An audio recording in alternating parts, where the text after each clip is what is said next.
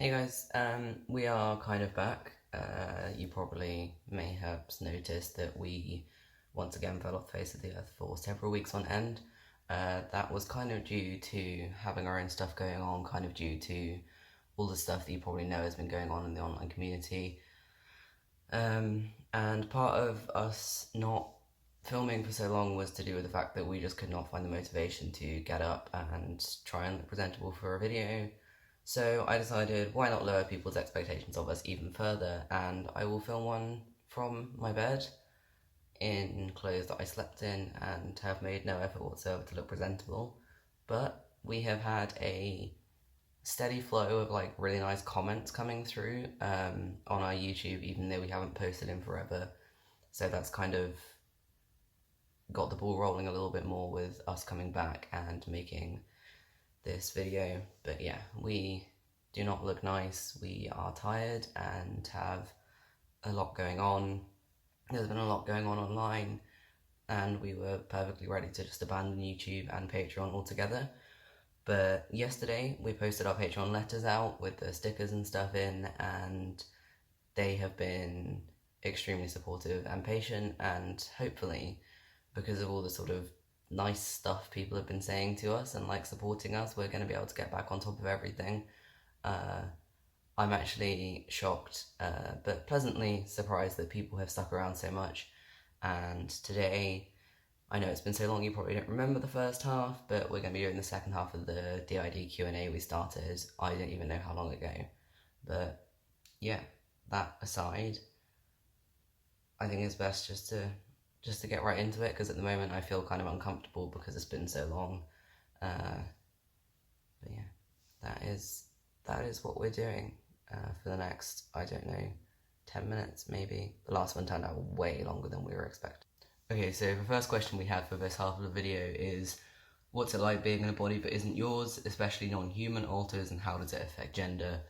We're going to make a proper video at some point on gender within the system, but a lot of the girls in our system don't really come out very much anymore, and when they do, they tend to use like a different or fake name so people can't clock them as a girl. And I think part of that is to do with the fact that generally if a girl wants to dress masculine and wear boy clothes and that kind of stuff, it's sort of just seen as an okay thing to do. You know, you're just a tomboy, it's whatever. But if you're an outwardly masculine person and then you try and dress feminine, people think it's like weird and an issue. And I know that's not how things should be, but I think part of our issue is that, and it leads to the girls in our system feeling super uncomfortable. But obviously, most of us who front regularly are masculine presenting, so it, I don't know, it is an issue and it makes them uncomfortable. But like I said, we're going to touch on gender in a proper video at some point.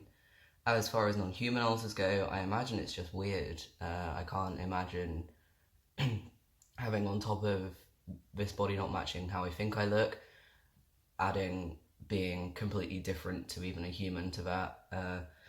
At least I kind of know what to expect when I get here, and it's just a matter of not matching my own face, which is weird and annoying, but slightly easier to deal with. And everyone has different sort of feelings about the whole not matching the body thing, and if it really bothers people, they tend to just not come out. Whereas if it doesn't so much, or we're used to it, we just kind of suck it up. Obviously, we can wear clothes and stuff that we feel more comfortable in if we really want to, but for the most part, it's just something to get used to. And like I said, if people really don't like it, they tend to not front, but we try and buy people clothes and stuff to help them feel more comfortable when they are out and about. And that is about it on that one. It's just kind of working it out between ourselves and helping everyone be slightly more comfortable, even though it is weird being like a foot shorter than I actually am, for example. The next question is, can alters form individual relationships with different people? Yeah, absolutely. That can be friendship, relationships, or romantic ones. But the best way to think about it, we say, is imagine you're stood in a room of 40 people. You're going to get on with some better than others. You're going to have different things to talk about, shared interests, some more than others, and ultimately there's no way to get on with all 40 people, which is, again, we've got will everyone like me? Again, probably not. I am not afraid to tell people if I don't like them, or I just won't spend time with them, which leads a lot of people to paranoid I don't like them. Chances are I don't actually have an issue unless you give me a reason to have an issue.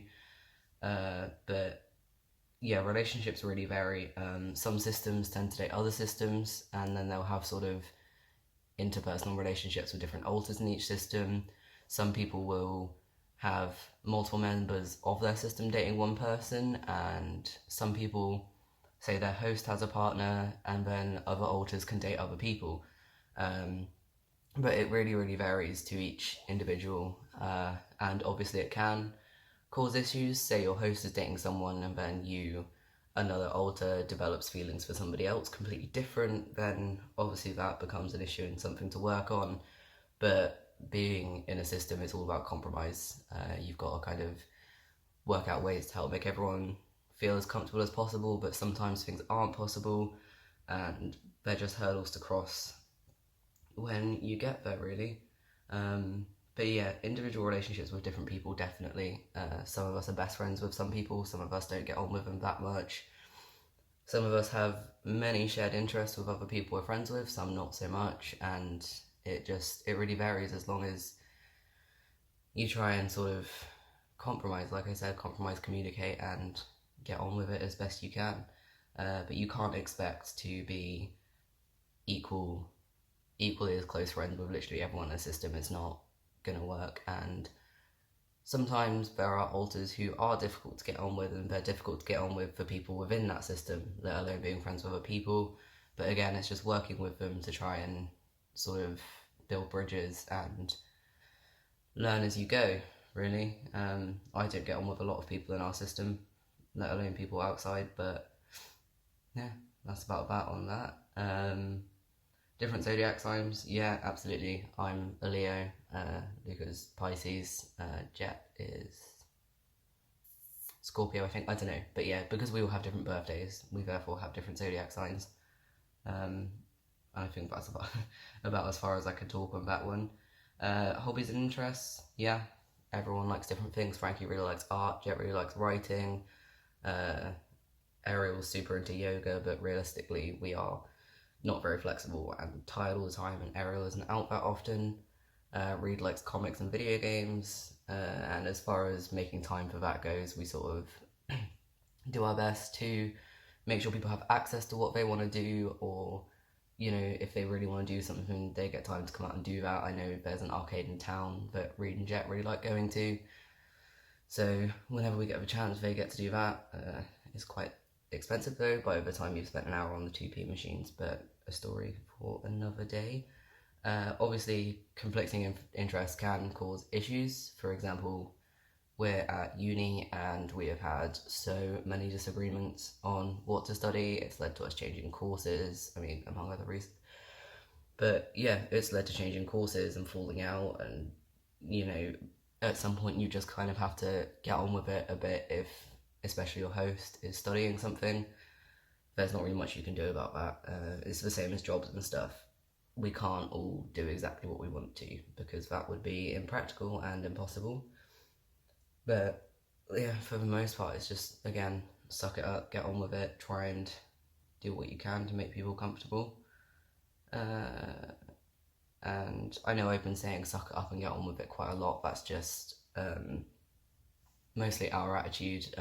We are quite easygoing, I think, for the most part, whereas I know a lot of systems really struggle with conflicting interests, and it can be difficult.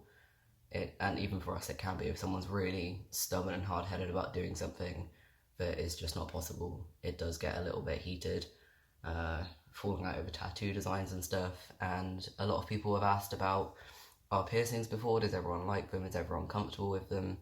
But we kind of, because a lot of us don't relate to this body whatsoever, we sort of just came to the agreement of do what you want with it, really.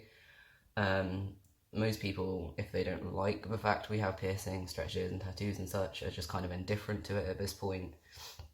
But yeah, we're all quite easygoing, whereas I know, again, a lot of people have the issue of certain alters not liking piercings and stuff, and people have asked how we get around it, and honestly, it's just communication. For us now, we've had this metal in our face for so long, it just isn't an issue anymore. Just is what it is, just part of our face, really. But if you are struggling with that kind of thing, like appearance stuff, the best thing to do is just talk about it, leave notes, whatever works to communicate and do your best to find a middle ground where everyone is comfortable. And off that, we have a little list called Friends of Systems. And the first one is what to do if you're unsure who you're talking to. For us, don't ask, just keep hanging out with them, pretend nothing's happened, but kind of make sure that you're speaking or like talking about age appropriate stuff until you know exactly who it is. We don't like to tell people when we've switched or who's out because it makes us feel uncomfortable. Some people prefer to be asked, or they'll tell you themselves as soon as they get there, but it really varies for everyone. The best thing to do is to talk to the system you're friends with, be like, what would you rather I do? Would you rather I ask, or would you rather I just pretend it's not happening? And for us, it's pretend it's not happening. Usually, if we're good friends with someone, they'll be able to tell who it is and kind of roll from there. But yeah, we do not like to be asked. Some people do, some people would tell you. We pretend nothing's happening. Can people tell when you switch? Not normally for us. It can literally be halfway through a sentence and someone will just hop on and hijack it, or it can be the blink of an eye, whereas some people, it's a lot more obvious. Even sometimes for us, we'll zone out for minutes on end before anything happens, or just become a little bit unresponsive. Switches can take days, where we'll spend days or weeks on end just being super blurry and confused. But for the most part, no. DID is meant to be a covert disorder. But some people, yeah, it's obvious people will, I don't know, twitch, become unresponsive. It can be obvious, but not for us, which we're kind of grateful for because, like I said, we like to pretend nothing's happening if there is a switch occurring. But yeah, if for us, it's don't ask, just carry on as if nothing's happening. But obviously, some people struggle more, or it's more obvious, or they prefer people to know who they're talking with right away. And the last question we've got is what my friends and family members pick up on. I mean, I don't really know because our friends, our family members don't pick up on anything because we don't want them to. I mean, Mum knows we dissociate, but not much more than that because we tend to just keep it to ourselves. Friends, you might notice people behaving differently at times. They might notice you dissociating because it's quite hard to hide that sometimes when you're just, for however long it is, they, like I said, different handwriting if you're like sharing essays and stuff. But yeah, if you don't know someone's a system, you might notice they forget things a lot, or they behave out of character sometimes, different like voices, tones of voice, behavior, attitudes, opinions. It can make people seem really inconsistent, and you might think they're just a huge liar for ages if you don't know. We've had that issue before where people think we're lying about stuff when realistically we're not. It just, they don't know, or even before we knew that there was many of us. But yeah, I mean, it varies again with how obvious it is. Some friends and family members might not notice anything. Some friends and family members might notice, hey, this friend is super weird and they are doing things and forgetting things and behaving like a child one day and a 40-year-old man the next. It really does vary. And if you know someone's got DID and you notice something weird going on, just ask. They'll probably be happy to explain it to you. We would much rather have a conversation with people and explain things than them just think we're weird or continue to not know about it or anything like that. But that is about it, yeah. If you're friends with a system and you have questions, the best thing you can do is ask. Honestly, people are more than happy to share their experiences because ultimately people with DID are stuck with a disorder that everyone thinks is weird or like the horror movies or anything like that, when realistically, we're just trying to get on with it really. And it can really help people if you're friends with them and they have DID, just to have a conversation, figure out what makes them comfortable, how to come to sort of agreements and stuff, especially if you don't get on with someone in a system. anything like that, the best thing you can do is just talk to your friends, really, because everyone's different. We like to function in a super sort of covert way. We don't tell people who's fronting unless we're specifically asked, and even then it makes us uncomfortable. Like, whereas other people, like I said, prefer people know more stuff about them. Some people have really detailed introductions on their social media accounts for each altar. Some people don't. Some people are mostly just their host, trying to get on with life and hoping to integrate altars because it doesn't work as well for them, or it's just what they prefer. Some people have altars in and out every day, and they're happy for people to know who it is, who they are, whatever's going on, and we are just one of those people that just likes to get on with it, and that's whatever, really. But yeah, best thing you can do is just talk to people. Talk to people, know what they're about. Like I said, I don't particularly, I'm not particularly forthcoming with a lot of things, and I know that, but I didn't really want to be, so tell people if I don't like them, won't hang out with them and stuff. And I'm happy to introduce myself and let people know it's me, whereas other people are just like happy to pretend they don't exist, or they're not there, or they'll just keep up the front of being whoever else was out before them. And that is about it, really. Just, yeah, ask questions, and for systems, communicate, compromise. We've all just got to suck some stuff up sometimes and get on with it. I don't particularly like making videos, nor am I very good at it. But, I mean, we'll upload it anyways. Yeah, that is the entire thing. And now the Q&A is done after I don't even know how many months of it being meant to be done, but there we go.